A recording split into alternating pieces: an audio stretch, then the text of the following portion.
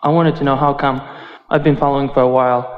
With all that I know, and I've been to those high places, and I felt the self-empowerment, how come I'm not more excited about creation? Sometimes I wake up and I'm back to zero, Well, don't misunderstand what that means, because once you're in the receptive mode, the impulses that come are the next logical step and the next logical step and the next logical step. The real rush of enthusiasm comes with that first burst of awareness about a desire. Once you maintain that vibration, then it's the next step and the next and the next and the next. If you're constantly having huge rushes about things, that's when it means that you are dropping your vibrational frequency and then regaining it again. So it's actually good news that you're feeling some stability in the unfolding. I'm not feeling stability. I get up there, and once I get up, I bridge it, and in the morning, an hour or two will take me, and then I'm getting all right, I found the sweet spot. And then I just give up instead of milking it. And it's I don't feel... Here's my problem. I have resistance about releasing resistance. Well... And I'm sure I'm not the only one.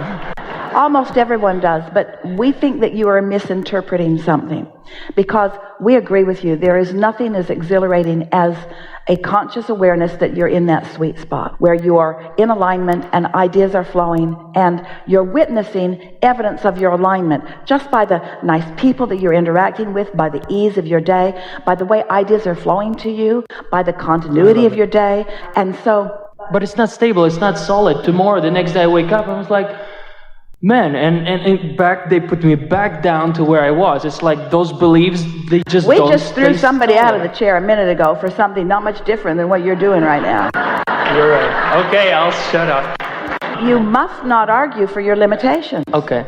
I just wanted to expand on that. Of course it takes practice to maintain that stability, but here's what we want you to feel, to know, while we are knowing it and expressing this to you. There will never be a time that new desire will not be rampant within you. So there will never be a time that there is not some gap between what you think you want and what is manifested. But the maintenance of that sweet spot, we are appreciating your contribution here, because that really is what living happily ever after is. More conditional. And there's something to be said for not demanding this high intensity movement at all times, but resting in the satisfaction of the natural unfolding. In other words, we think the sweet spot feels like these things. It feels like exhilaration, especially when you first realize a desire. And then it feels like interest or knowing. It feels like satisfaction. It feels like ease and flow. It doesn't feel like bouncing off the wall enthusiasm every single minute. That would be exhausting to you, and that actually is more of an indication of resistance than just that nice ease and flow. Now, if you are really plummeting into true agitation or despair or blame or something like that, then it might be good for you to tune yourself a little bit by working on some processes to help you to focus more in the direction of what you're wanting.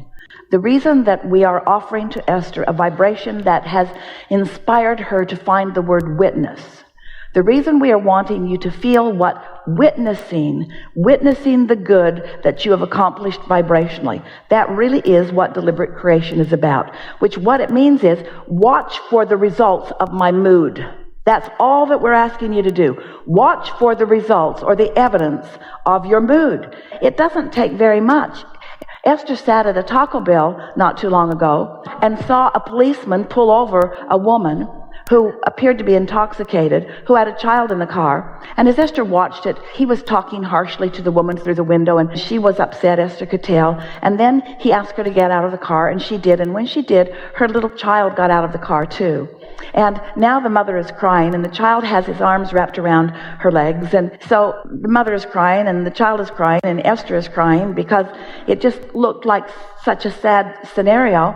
And Esther is wondering, what can I do to help? Should I vouch for her even though I don't know her? Should I pay her expired parking tickets even though I don't know if that's what this is about? What could I do to help? And then Esther wisely came to the realization that this isn't for her. She can't be the path of least resistance for others.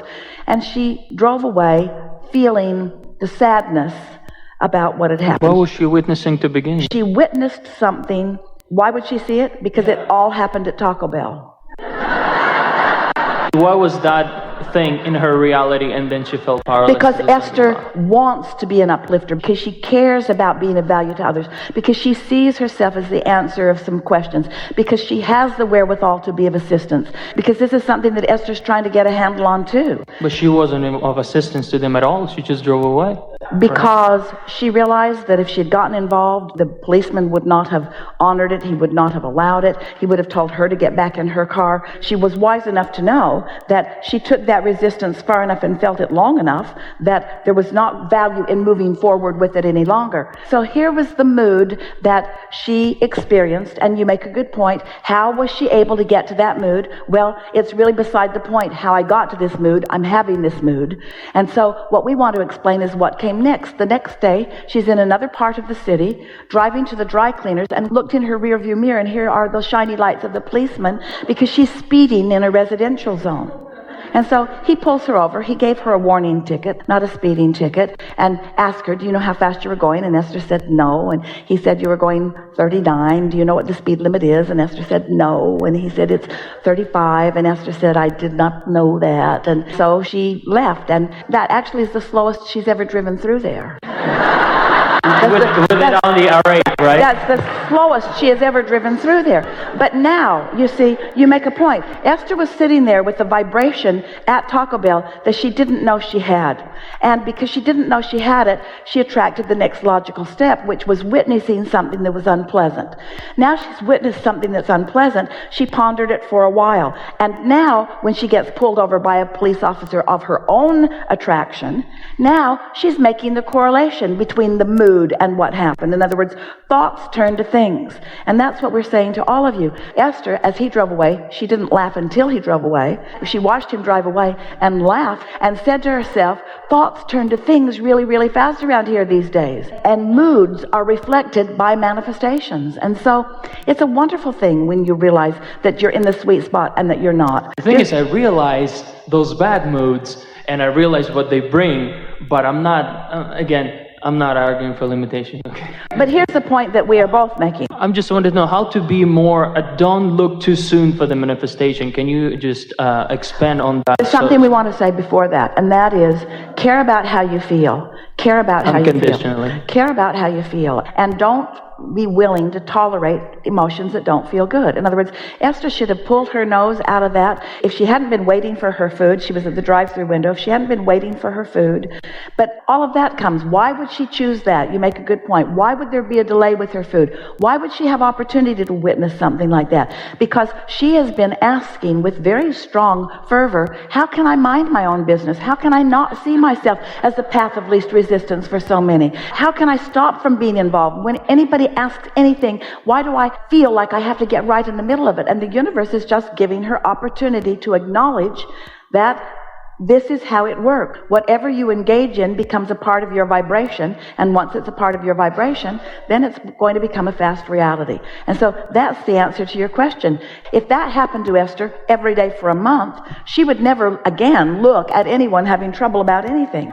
But the degree of her attachment or her creation or involvement with that, it was soft and subtle. It was just right for where she was. It gave her the meaningful experience. It made her say, she says every day to herself, several times a day, I love the idea of thoughts turning to things. It's really fun watching my thoughts turn to things.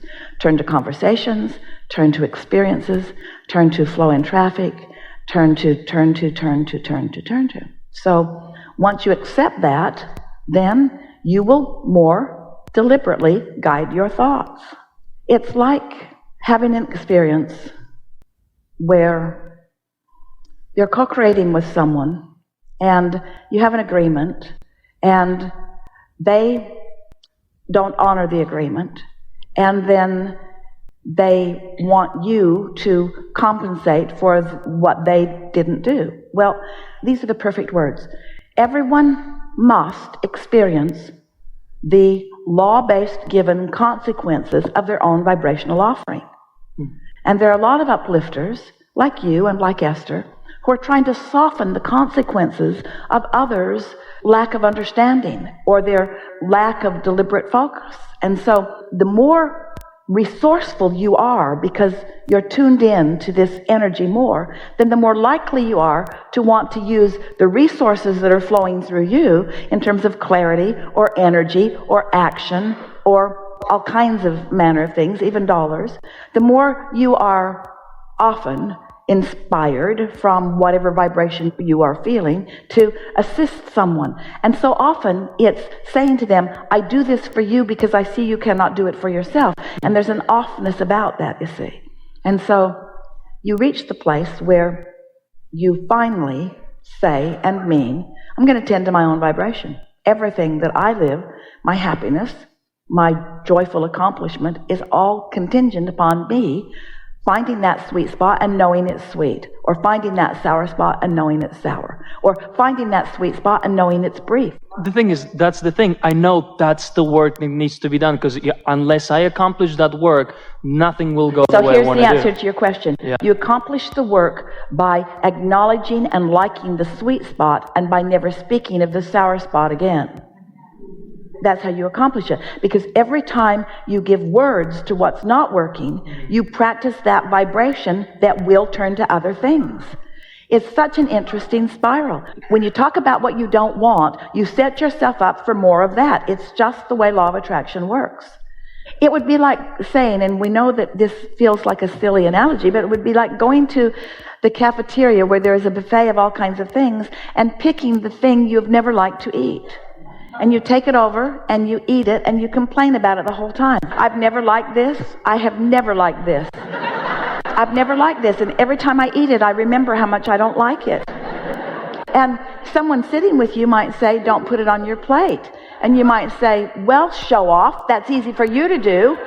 I can't resist putting it on my plate. It keeps getting on my plate. I hate it every time I eat it. Tomorrow I'm going to come right back and eat the same thing again.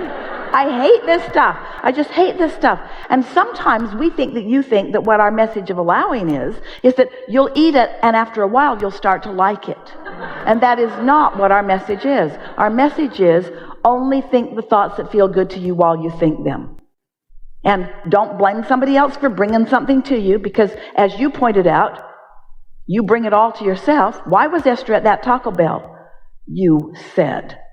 Why? How'd she get there if she's so good?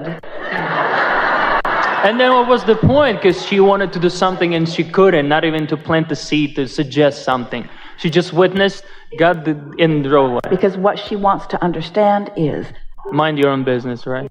There was so much more momentum to that. If that woman had been standing somewhere and had needed some money to buy something, Esther would have handed it to her in a heartbeat. But Esther can't unravel her alcoholism. She can't unravel her child abuse. She can't unravel her already being stopped by the policeman. She can't unravel the plates on the car that were not up to date. If Esther had spent the rest of her life, she couldn't write what was going on with that woman.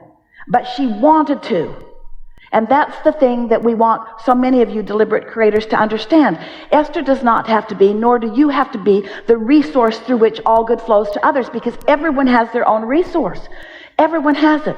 What you do is, through the clarity of your own example, live the life that maybe someone else can benefit by realizing or recognizing.